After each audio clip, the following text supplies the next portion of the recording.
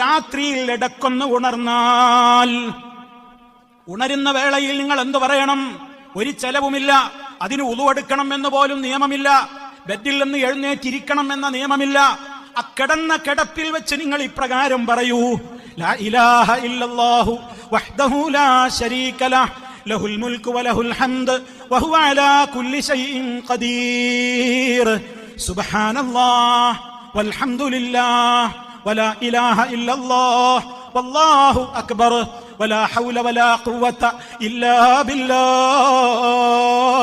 ഈ പറയുന്ന ദിക്റങ്ങ് ചൊല്ലിയിട്ട് അത് കഴിഞ്ഞതിന്റെ ശേഷം അല്ലാഹുമ്മ ഗ്ഫിർലി അല്ലാഹുമ്മ ഗ്ഫിർലി, അല്ലാഹുവേ നീ എന്നോട് പൊറുക്കണേ, എന്റെ പാപങ്ങൾ പൊറുത്തു തരണേ എന്ന് ചോദിച്ചാൽ ഉത്തരം നൽകാതെ റബ്ബ് ആ ദുആയെ തട്ടിക്കളയൂല.